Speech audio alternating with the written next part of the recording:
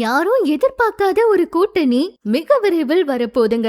100% சீமான் அவரும் விஜய் அவரும் கூட்டணி வைக்க போறாங்களா? அரசியல் களமே அதிர போகுது. வாங்க என்ன நடந்துச்சுன்னு பார்க்கலாம். தாவேகா கூட்டணிக்கு மற்ற கட்சிகளுக்கு அழைப்பு விடுத்த போதிலும் யாருமே இதுவரைக்கும் தாவேகா கூட கூட்டணி வைக்கவே கிடையாது. விஜய் அவர்கள் ஆட்சியிலும் அதிகாரத்திலும் இடம் கொடுக்கிறேன்னு சொல்லியும் யாருமே இப்ப வரைக்கும் கூட்டணி வைக்கல.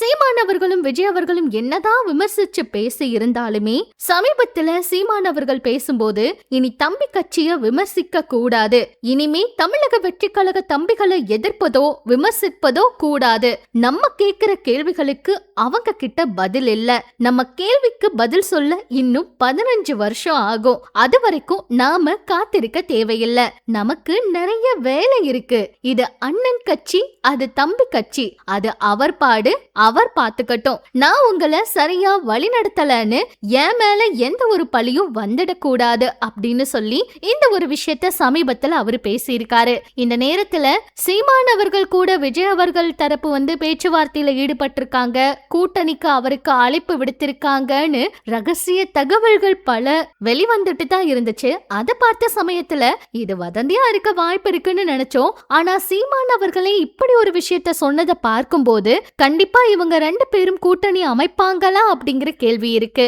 அப்படி ஒருவேளை கூட்டணி அமைஞ்சா அரசியல் களமே அதிர போகுது. கண்டிப்பா எதிர்பாராத நிறைய விஷயங்கள் நடக்கலாம். இந்த அரசியல் களம் புது மாற்றத்தை கொண்டு வரலாம்னு கூட சொல்றாங்க. ஒரு பக்கம் தேமுதிக எங்களுக்கு ஆட்சியிலும் அதிகாரத்திலும் பங்கு கொடுக்கிற கட்சிக்கே நாங்க முன்னுரிமை கொடுப்போம், அந்த மாதிரி இருக்க கட்சியில மட்டும்தான் நாங்க கூட்டணி வைப்போம்னு சொல்லி இருக்காங்க.